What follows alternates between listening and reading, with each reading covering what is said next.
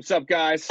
Sub Podcast, episode 110, Streetwear and Lifestyles Discussion. I am one of your hosts, Chris Cheney. Across from me, virtually, we have one of my co-hosts, Lorenzo. What's going on, buddy? What's up, bro? And Luke could not be with us this week. He got kind of caught up, so we had to tap into Isaiah, friend of the show, guest favorite. You know what I mean? What's going on, Isaiah? How are you, buddy? Yo, man, chilling. Glad the sneaker game is still good. Still virtually going on. I've been chilling, paying attention. You know. Yeah, that's what's up, man. Smoking, watching shit, working out. Yeah, a lot of smoking and watching. How was your 420? Was it good? Yeah, but I never understand 420 because for somebody who smokes all the time, it's like, it's just another day. Like, what am I gonna do? Like, I don't know. I guess it's kind of like St. Patrick's Day, because I'm Irish, and then a bunch of Italians and Asians want to wear green. I'm like, all right, I was doing this before, but yeah, I hear. Yeah, it's the same kind of deal, but it's like, always good. I don't know, what are you supposed to do on 420? Usually get with other people. Like, what's the? I mean, I guess people had smoking shows. I saw a couple of those, some virtual shows. Just paying attention, so it was that. What about you? Yeah. Y'all had good. I mean, I know L, you don't really do that much, but. Yeah, I'm not the biggest weed smoker in the world, so No, but, he was trying to get some dunks. That was his game. Oh yeah, yeah, definitely trying to get the 420 reverse skunk. They did the Familiar skate shop in Minnesota. They had a limited edition 420 pairs.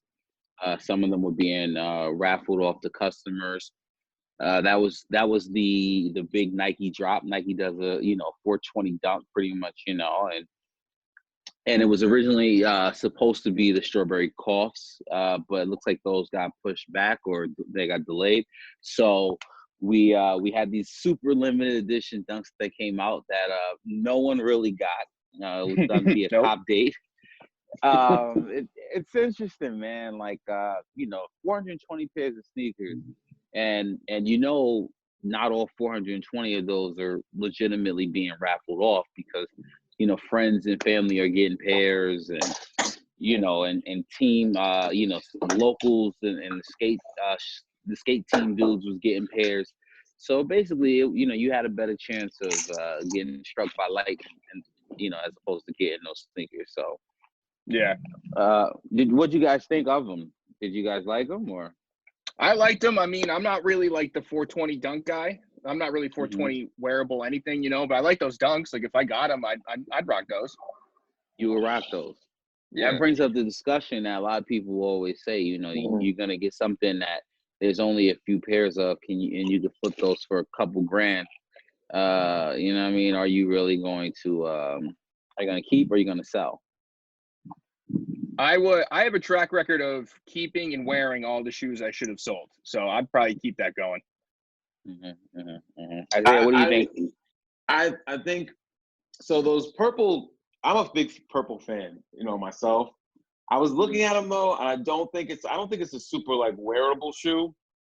I don't know. To me, my preference personally, I think the originals are definitely. I like the purple accents of it, but the fuzzy and the purple, not really my thing. But I would definitely, if I came across a pair, I would have to flip it. So just for more other sneakers. That's how I would feel like morally good about it. Just for other stuff that I really want.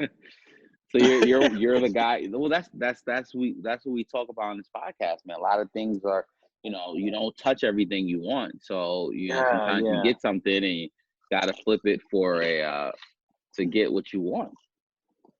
It's too jokery. It's like jokery vibes to me. Incredible Hulk, bro. Yeah, and it's like I don't know. I just don't. I'm not really into the look of it.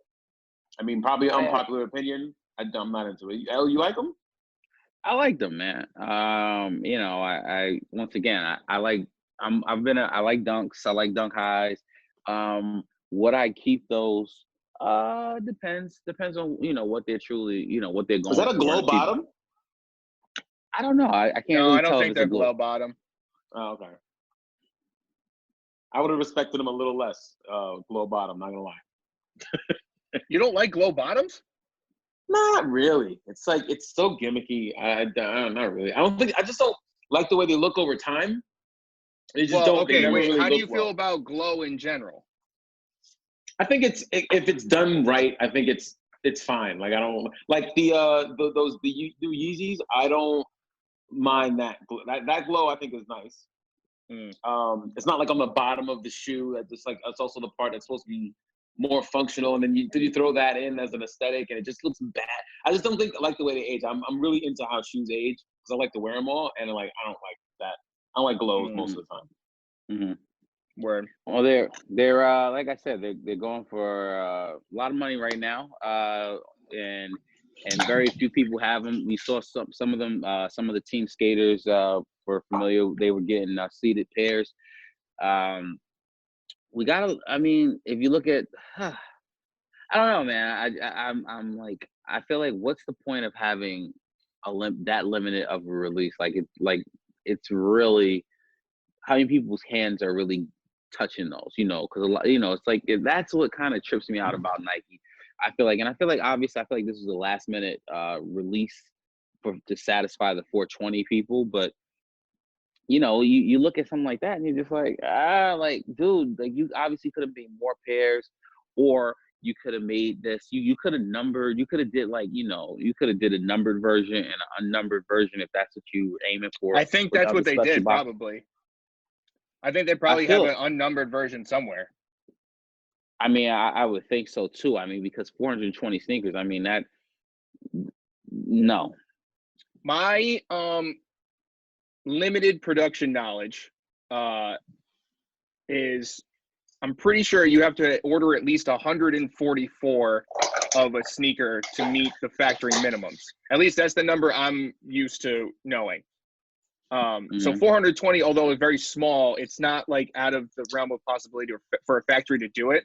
But then again, you got to remember, like, yeah, so small purchase order numbers, they probably made 1,000 and got a bunch of unnumbered versions somewhere, and then had the factory stamp that 1 out of 420 on the 420 of them. I definitely think there's some unnumbered versions. Isaiah, what are you doing, man? You out here? You My man just chores eating on the pod. On podcast, I can hear his fucking bitch ass chewing. I mean, my bad. Dishes, you're eating. I mean, Jesus Christ. I thought I was muted. My bad, y'all. Sorry. Just chewing. All right. It was all this 420 talk. My bad. No, it was munchies. Very fair. Very fair. Stay locked in for the next hour. That's all we need you just to be locked in. No, that's it. No, I got you. All right. So listen, there was some news coming out this week with StockX, where they laid off a portion of their employees 12%. during the 12% during the COVID era. What do this is obviously for a company that that just added a 3% transaction fee, laying off their employees. Their platform valued at $1 billion, and it looks like they've laid off around 100 employees. What is this saying for StockX right now, man? I mean, it's definitely saying that the sneaker market, because it's one of the main hubs for purchasing and reselling sneakers, is down. So against all thoughts that we might have had where this could go up, it's obvious that it's not. Well, I mean, you look at, so there was around 100 to 150 staff members from the quality assurance, engineering, and product and operations teams in the Detroit and Arizona offices. Mm-hmm. Obviously StockX is, they're worldwide. They're, they have they're in London, they're in, Cali, they're in New York, but they obviously, I believe, this kind of is very telling of what's going on with them. And for a company that definitely has some question marks in regards to employees doing proper legit checks on sneakers and items, where people have complained about receiving sneakers that aren't real, and for them to lay off employees, and then you have GOAT, you have eBay, and you have Grilled, and you have all of these other platforms. It makes me just wonder, like, you know, with StockX's they've had multiple security breaches in terms of, you know, people accessing people's information, and I don't know. This just doesn't look. It's just not a good look in this time right now. Yeah, man. It's kind of like a lot of people rely on this company. I mean, amongst all the ones that you also mentioned, but a lot of people rely on these places to pay rent. And I know some people are getting unemployment from other things, but like resellers are taking such a hit now because the times that things are taking is so much longer, even with the COVID shit. You know what I mean? Mm-hmm. All those employees lost is just extending ship out. It's like I've seen so many people complain online about either not getting their order on time or it's even later than they thought it was going to be. So it's like a lot of people are getting affected by this. I also feel like, especially something like with StockX, where unfortunately, yeah, you do want the product you pay for immediately, but you also do have to realize that, yeah, you do have to give it time. I mean, everyone is like slow with shipping right now. I know Nike, Yeah. you know, they're having issues in terms of getting products out, you know, to customers. So I'm not going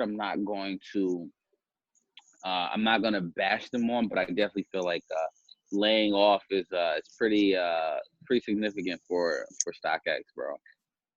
Yeah. I've truly never really been a StockX fan. Like I really I am a member, but I've purchased on StockX before. But after the I'm one of the people to when that security breach happened, it really like turned me off. Like I was like really turned off, kind of like by it. I've used Goat a couple times, and I think I like the experience better. So I don't know. I think the whole StockX thing, I just don't like those tags either they put on it. It just seems like such a, also with the authenticating them, it's like that tag doesn't mean anything. And now people make fake tags. So it's like, Yeah, we never really talked about how some people made fake StockX tags. people make fake StockX tags. I'm like, what? I just don't, I don't know. It's like a lot for me. I just like the whole Goat layout better. I've also seen people resell just the tag. Like, so you can get real Yeah, tags and then yeah, you it's can just like buy it what? off somebody. It's bad. It's And like, bad right here. It's bad right yeah, here. Well, I think also another thing with StockX, and I'm not trying to bash them, but from from some of my friends and what they've told me is they purchase a pair of sneakers off of StockX, and then they get the sneakers from StockX, and then they resell that same sneaker on StockX.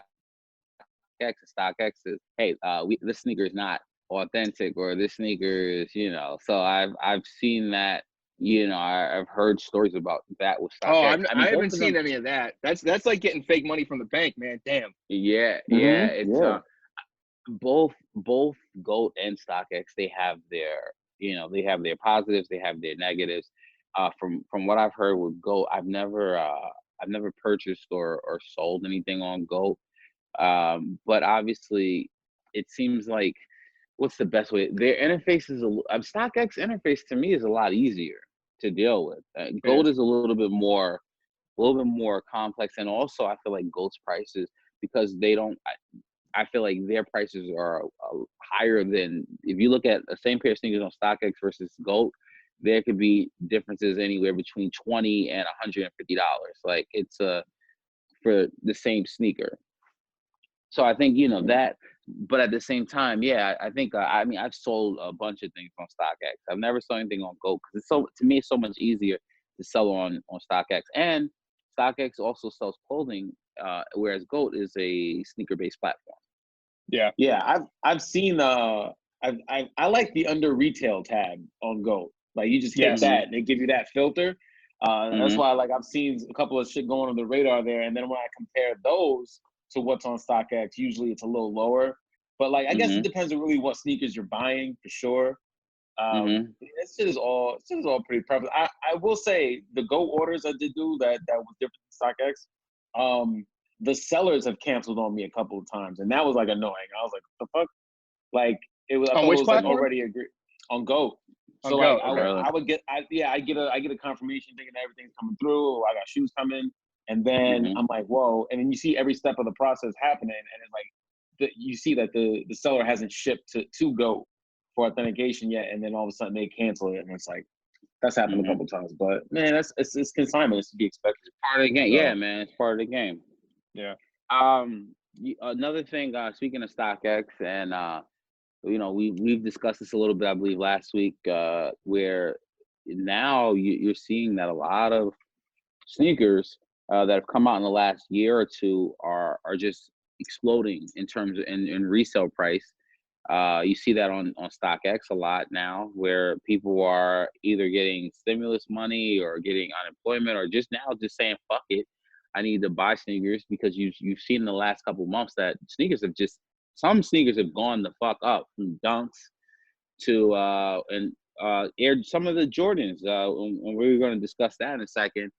The Last Dance ESPN documentary, the Chicago Bulls from the 97-98 NBA season, came released last Sunday, and it's a 5-week experience. And I noticed that just some of those Jordans from that era, the 13s and 12s and 6s, they're going up, man.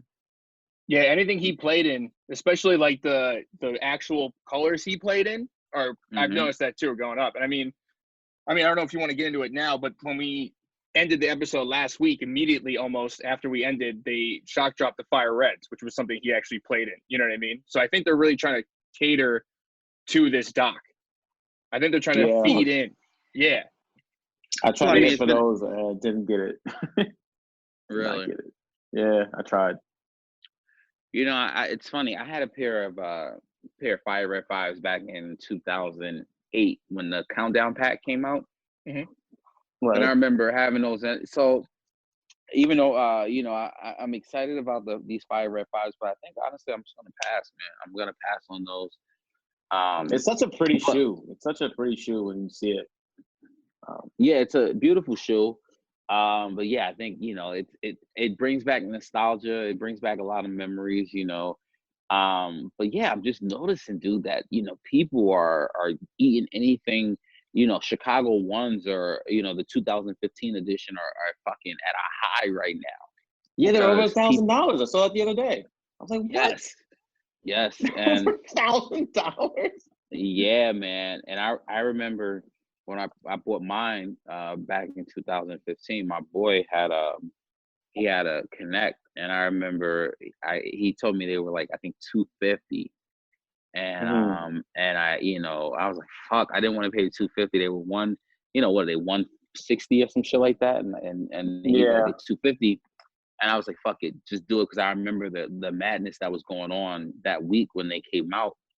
And I gave him, I hit him up with, like I think like $30 or whatever, $25, $30. So I was paying close to $300 for a pair of ones. And 5 years ago, I was like, what the fuck, man? I'm not trying to pay that for them. But to see where they're at now and in a 5-year stretch, I'm like, whatever. I mean, you win and you lose something, Yeah, that's definitely one of the. I was looking, speaking of like stuff like that, because I saw some SBs that I own on StockX, and I was like, whoa, like they were like $480 or something like that. Like there's some regular SBs that were like Aquachalk SBs. Fucking, they were. I remember I got them on sale maybe for $70, and like they're $400 and like something dollars on StockX. I'm like, damn. Well, we discussed this on. Oh no, you can go. I was gonna say, yeah, Isaiah, we've discussed this on the podcast, man. The SB boom, I like to call it, man, where it seems like a lot of these. Yeah, man, it's definitely a resurgence where you have a lot of, obviously I call it the Travis Scott influence, man, and that's true. He's been pushing SBs hard, and a lot of these younger kids who missed out on the boat originally, they see SBs and they're like, fuck it, I want to be like, my favorite rapper. And then what also happens is people, now you have, imagine you can, Kylie Jenner wears a pair of MF Dooms, and, and you could have got them maybe 2 years ago for, $500. Now you're like, oh, I got to pay $1,200 for a pair of MF Dooms. Yeah. Yeah. I mean, Travis, I don't know if you guys checked out the Fortnite thing, but it's like there's a lot of worlds that he like connects and also is just like in the right pocket for at the same time. Like a lot of people love music, so he hits older people like I guess me, that are just like into hip hop too, because it's like, you know, like in that 30s to late, you know, mid 30s, late 40s. Those people like still think he's cool. And then there's the kids who are like, oh, this is our guy. Like, oh, we love the it. young And then, guys. Yeah. and then all of those people, there's a whole big one with the Fortnite, with the Fortnite shit. Yo, that concert, I mean, I would have never been doing it if I wasn't like. Wait, did you go? Did you sign in? Yeah. And you did. Oh, tell me about it. Just to do it. I mean, it's pretty, dude. It was pretty cool. Like, wait, Lawrence, you didn't check that shit out either, did you? I watched it. I went on some dude on YouTube, like he was playing and streaming the concert. Oh, he was live at the same streaming time. it. He was live streaming, and I'm gonna say it was pretty cool. It was, you know, it was very different, but it was well done.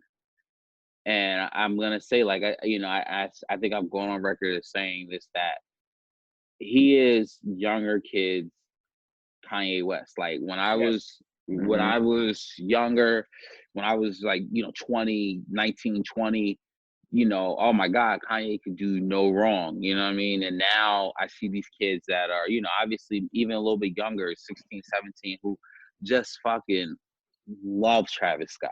You know, and I'm a big fan of Travis Scott. I think he's awesome. I think, you know, the music he puts out a great sonically he puts out some great music. I'm not looking, he's not the most lyrical rapper out there, but what he does is he puts you in a space when you listen to the music. And like I said, I watched the concert, and like I said, I had nothing bad to say about it. Really well done with Fortnite and Travis Scott coming together and creating something, you know, that was definitely, you know, viewed by millions of people, man. 12.13, I think it was.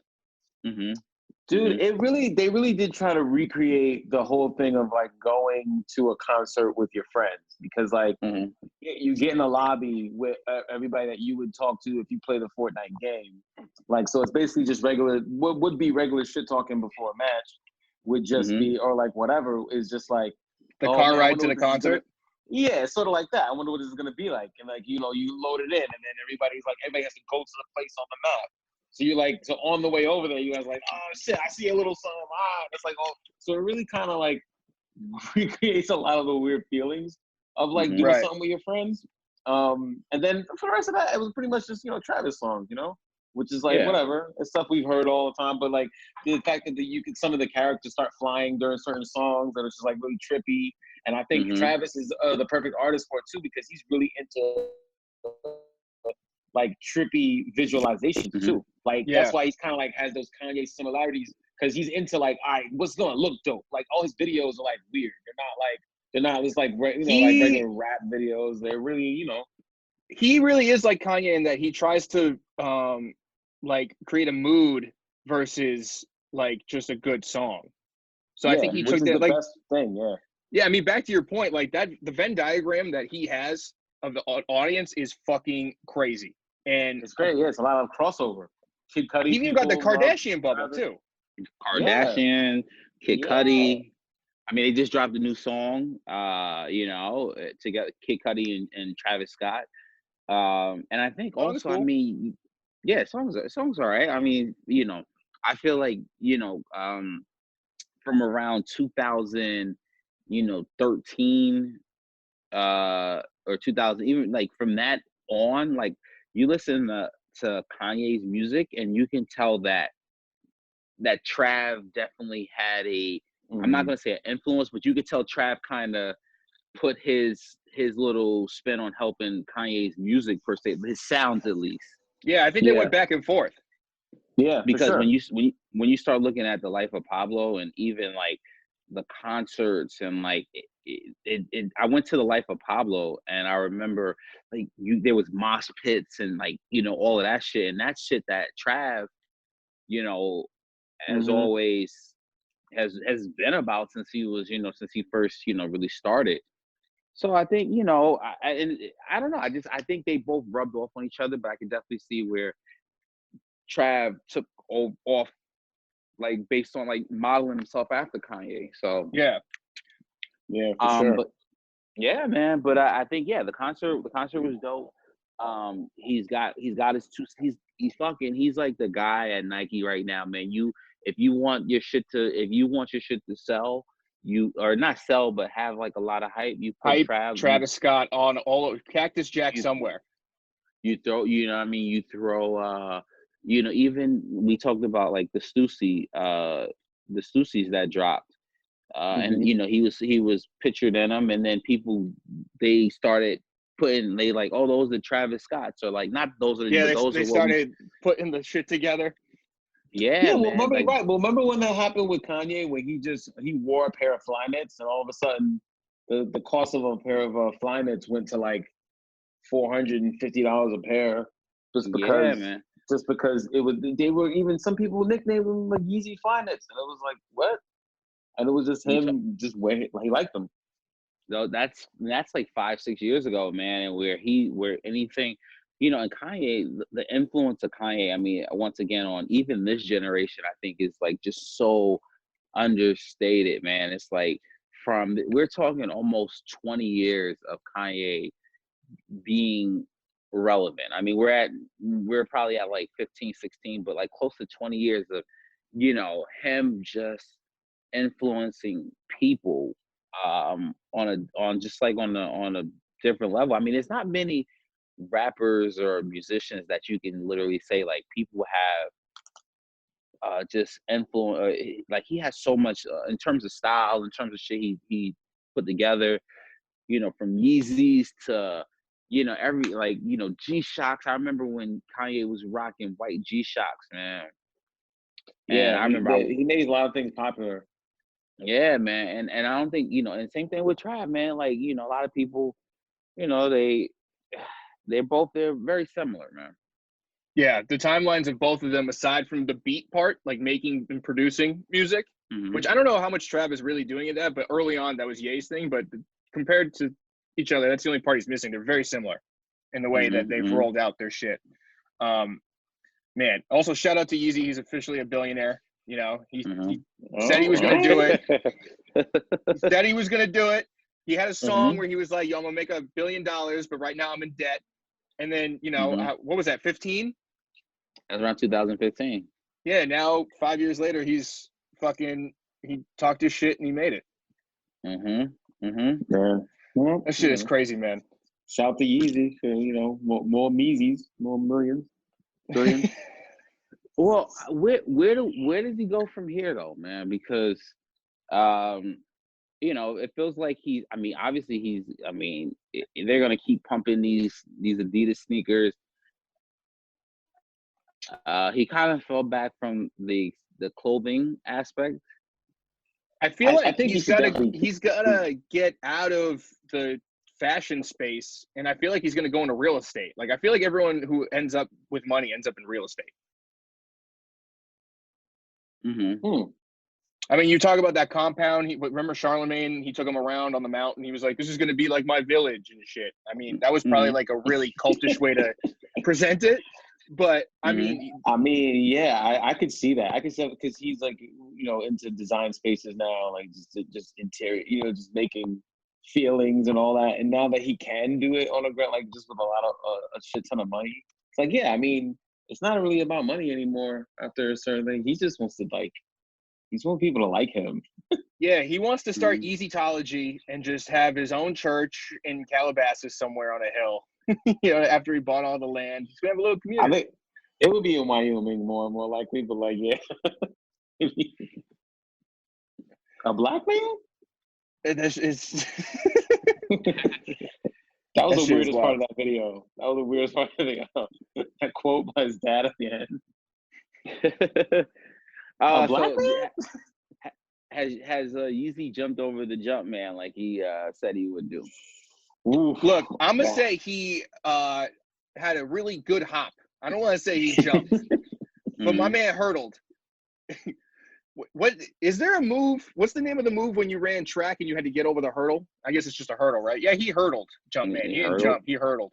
No, I definitely think that is truly an arrogant phrase, and that's why it works for a rap song. But like, I think definitely did not jump over the jump man. Like, no, he didn't jump over the jump man. Nah, he took a left somewhere though and made his own path. He was like, He "Y'all made see his you own, right. somewhere." He made his own thing, and that's fine. Like things like you know, like it's like Beyond Meat. It's like, don't call it meat. It's just like it could be its own thing. Like it don't gotta be a burger.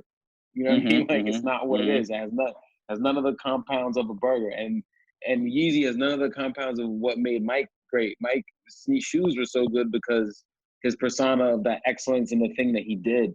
And you know, Ye's got his own argument for that too, but you don't need shoes to like write songs. You know what I'm saying? Like, but I guess you got to feel fresh to write songs like him. But it's just like, it's a different thing, and it's like now it just made now we talked a little bit about, you know, Jordan's the prices increasing because of the Last Dance documentary. Did you guys watch the first 2 episodes last? Of course. Oh absolutely. Yeah, definitely. You want to watch this shit tonight too? Yeah, yes. Yeah. I'm excited. I was excited to find out it was a stretched out thing and it wasn't going to be just like an hour. Like I was like, oh, good, give me all of it. Yeah, I was. Now, let me ask you guys a question. Was there anything in that doc that you saw that you didn't know or really just kind of surprised you? I think I was too young to realize how little Scottie Pippen was getting paid. I don't think I understood that. For me. I don't have any memory of like watching ESPN and seeing it. Like there was those clips obviously in the doc, but I don't remember ever like thinking about Scottie Pippen's pay. I don't remember any of that. So that was a little eye-opening. I might have just missed that because I was young. I focused a lot on just Jordan as the entity. You know what I mean? Boston, white suburbs. That was the only part that really reached me. You know, it was just like, oh, MJ's the shit. The details of basketball and what was going on behind it, I didn't play that much. I played casually, but like it wasn't like my sport to pay attention to. So all that shit behind that was so interesting to me that caught me really off guard. Got you. I was interested in young. I used to like because I got really into Michael Jordan in that first run, but he was already the man. Like it was like the first time I remember being awakened and paying attention to what was going on was '91. When it was like everything about my life was about Michael Jordan and Bugs Bunny and all that shit. So like, all the stuff about him being a rookie and being like not cool. Like even though you've heard those stories before, but just like the stories is like him going to the room and be like, "Oh, it's a rookie," let him in. I'm like, damn, I can't believe somebody was like playing Mike, like somebody was like hazing Michael Jordan. Like that's crazy. But like that stuff was like really cool. You know what? It was weird. One thought I did have during the doc was like, if Jordan loves Scottie so much, why wasn't in Space Jam? That ain't got nothing to do with. I don't know. Yeah, my man was short on cash, right? He wasn't short on cash, but he was short on cash. He compared to everybody else, right? Yeah, but that which is like. I mean, Space Jam came out what, 96? Yeah. I mean, you know, I don't think Scottie's issues with his contract was, you know.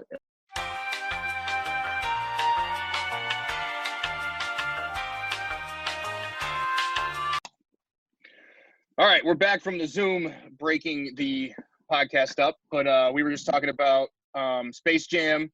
And why maybe Pippen wasn't in it, because that's what I thought during that documentary. If he was strapped on cash, according to ESPN and himself, why wouldn't Mike throw him in Space Jam? I mean, first off, how much? Hold on. Look, Space Jam was 96. That's prime time during his "I'm not getting enough money" contract. Well, he said, well, I actually, Chris, because you threw out that random question, he said he was hurt and he was recovering from off-season injuries, so he wasn't able to submit. That's why he said it. So if he was there, he was healthy, he would have been there front and center. There's your answer. I'm not buying it, but that's what he Chris said. loves the controversy. I'm not buying it. Why are you not buying it? I don't get it. Because he took a whole off season while he was hurt to just have fun during the summer. Okay. So he was an active person during like an injured time. But he took the 97 off season off. All right, we're doing timelines. The movie came out in November '96, so that means they had to shoot it either summer of '96 or summer of '95, right? Mm-hmm. Okay, so you're saying he took the entire summer off. That's a year or two later, bro. So I mean, we don't. So I understand what you're saying. Mm-hmm. I'm just saying that, like, it seems like he's still willing. I know he was like trying to spite the upper management by doing that, but I know his reasoning for taking that summer and then getting the surgery during the shit. But it seems like he could have been there if he wanted to be, because he's willing to do stuff while injured. That's my whole point. I know it's like a year and a half or 2 years before, but it's just showing that he's willing to do it. Bro, okay. Like I said, you got I'm just explaining to you what the man Scottie Pippen said. You're saying that he's spiting Chicago's management. We're talking 97. This is the production of the movie began in 1995, right? Mm-hmm. At that point, Chicago had just lost to Orlando, the Magic, in 6 games. Okay, they lost in the Eastern Conference semifinals. They came back the following year and won championships. They lost in the second round. He could have had a surgery. You know what I mean? He could have been hurt. That we're not disputing. Him spiting Chicago's management 2 years later is not him trying to spite MJ on a movie. That makes absolutely no sense. No. I wasn't even trying to say it was Scottie spiting him. I think MJ was just like, nah, you're not on my team. You're not in my 5 against the Monstars. But that's the whole point. It was supposed to be cartoons. Jesus Christ, Chris, I don't listen. I actually wanted to have something poignant to say about the doc, and you took it to he's not. Well, no. We don't need to harp on it. That's just one thought I had during it. It was just interesting to me. That was it. The whole doc itself was great, though. Those 2 episodes. Elle, did you find out anything about the doc that you never had really seen before, like, or didn't really know? In terms of, a lot of that shit, I did know. I didn't know the specifics of the 7-year, $18 million deal, but I did know that know that he was very underpaid. But what the doc didn't also explain was when he signed that deal to me in 91, which it's a bigger backstory on why he signed it when he signed it, but he signed it because Tony Kukoc, which I don't know if they'll explain that later, he didn't come over to the Bulls when he was supposed to. So they had this extra money that either you were going to lose it didn't carry over. So Pip, hurry up and sign the deal before this was Game 5 of the 91 finals, before they won a championship, right? So in that time when he signed that deal, a couple years later, contracts blew up, bro. Like, that happens now to players. Yeah. It happened with players. Yeah. Mike Conley. Yeah. Dude, you signed, like, Mike got paid 8. He did an 8-year, $25 million contract back in 88. So yes, he did get underpaid, and yes, Chicago was dirtbags for not, like, changing the deal in terms of, like, renegotiating with him. But that type of shit happens all the time, bro. Like, you sign a deal and you're like, fuck. Like, you know what I mean? Whether the salary cap increases, the TV deals go up. What did shock me a little bit was, and it kind of sucked, and I'm not, like, team Jerry Krause, but it's tough when you're, like, truly just shitting on a dead man, if that makes sense. Because he doesn't have the doc. They started filming the documentary a couple months, I believe, after he passed away. And I look at the owner of the Bulls, Jerry Reinsdorf, and I'm like, fuck, bro, like, don't make it seem like Jerry Krause was the only one doing this shit. Like, you were the owner of this team. Like, what you say also it goes. Like, you're the owner. Like, let's not sit here and act like the general manager is above the owner sometimes in these type of decisions. But Reinsdorf knew that he had a feeling that, Mike was going to retire and he was going to fucking profit off of Mike being retired as well. And Jerry Krause was so arrogant that he believed that he can create another dynasty. And I feel like, but I also feel like, that Bulls team, they were kind of on their last fumes anyway. And that's how fucking sports go sometimes. And now, should they have broken up the team? No, but I'm sure we'll find out a little bit more in the next couple episodes. What I did love real quick, and then we'll change the topic, because I love seeing rookie Scottie Pippen. I've seen this clip before, but Charles Oakley slapping the shit out of rookie Scottie Pippen. That was so dope. Yeah, that was great. Oak tree, So man. good. Oh man, love Oak. But I mean, yeah, So they good. definitely, that half a season, the Bulls would have definitely won again too. By the way, but I think they would have retooled. I mean, the Spurs were solid that year. I mean, they also kind of, there were other teams I thought was gonna, win, but Indiana. But listen, they had the storybook ending. Unfortunately, they were broken up a little too soon, and obviously at that point, Pippen, Jordan, they didn't have the same success as they did when they were together. Rodman only played, one more season, and then you had other guys who were on that team like Steve Kerr, who won a couple more championships as a player. So, I'm really excited for these Dennis Rodman episodes. I think these are going to be the real fun ones. Yeah, they're going to be, I think, fucking hilarious, man. Bro, because didn't he just try to take a vacation during the season? Was like, I need to go to Vegas. I believe so. I believe he was, and he's doing a lot of wild shit. He was married or dating Carmen Electra. Like, he was doing a lot of wild shit, man. Rodman is the fucking man. Mm-hmm. Yeah, Mm-hmm. Rodman, man, that just the blending of that team, man, never be done again. Greatest ever. Mm-hmm. Mm-hmm. No. Mm-hmm. But moving forward, one thing we haven't discussed yet is the box logo that came out. Mm-hmm. I don't know if either you guys tried. Dope. I don't know if either of you guys tried to get it. I did try to get it, and my phone almost exploded the second I got up. Just going for it. There's no chance. Yeah. Dude, I tried on like 6 different things. Nothing worked. I couldn't get in anywhere. Yeah, did you guys give it a shot? Of course. I mean, who didn't give it a shot? It's I heard so many different things about the release of the tees. First, there was 7,000 t-shirts made. Then it went to 17,000. It didn't matter. Supreme. And here's the thing, man. Some people were like, why didn't they make 1 million of these t-shirts? It's never been Supreme's way. No. No matter what, you can make 1 million t-shirts, and then the million and first person is going to be like, fuck, why didn't they make more? Because I didn't get one, Mm-hmm. Mm-hmm. So it's it was a very nice box logo, but it just goes to show you that, like, if you ain't copping this shit with a bot, if you don't have a bot, sometimes you just ain't getting through.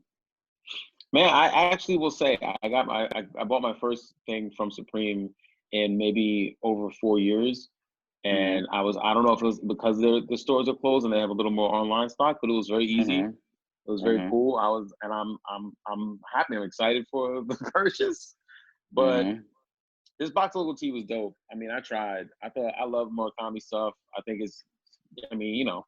It has all the elements of a hype release. Never mind. Yeah, and you know what? I don't even like white t-shirts. Like, I really don't. Mm-hmm. But I really tried to get this one, and I would have wore it. Yeah. I mean, Murakami stuff is by far some of the hypest shit, just referred to a designer. So the fact that they did this during this time is crazy. It's on StockX right now. Lowest ask is $750, and that's for a t-shirt. For a fucking t-shirt. That's more than half of some people's stimulus checks, which is wild. I wonder if anyone's using it for that stuff. I mean, I'm still somebody.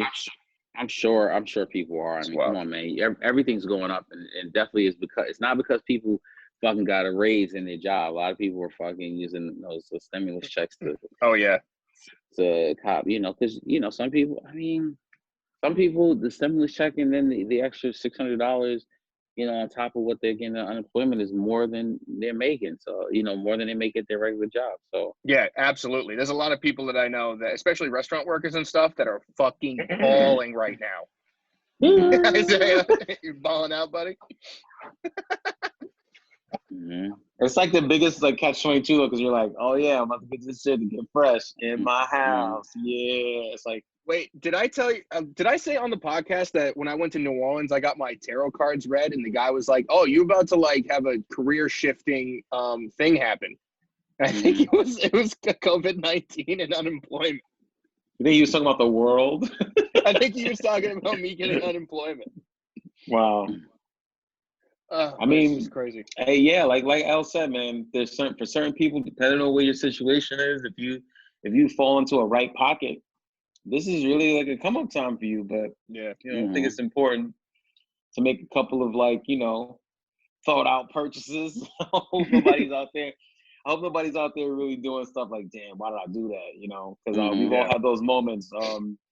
There's definitely shoes I bought that I look back and I was like, man, that was so impulse. Like I didn't really. That was me last week. I would have got the Fire Reds just because I was watching Jordan. I had the phone in my hand. I could have hit fucking thing, but the whole moment I was like, this is meant to be. But then luckily they were sold out, so I didn't get it to drop that 200. I mean, I would have been happy with them, but also I didn't need Fire Reds. Those are not something I need to add to my collection. I had a chance for Fear Gods. They were around for a while. They didn't sell out until like 30 minutes. The black ones, you said. Yeah, Fear God. They didn't sell out for at least the first 30 minutes, and I had them in the car on sneakers. No, yeah, them shits flew, man. Them shits flew. Tracy won a pair from me, man. Them shits flew, dude. Wait, Tracy got you a pair? She won them. I mean, she fucking and then I. No, I mean you paid. She was given to you, but that is crazy. Yeah, so I mean, it's not just no.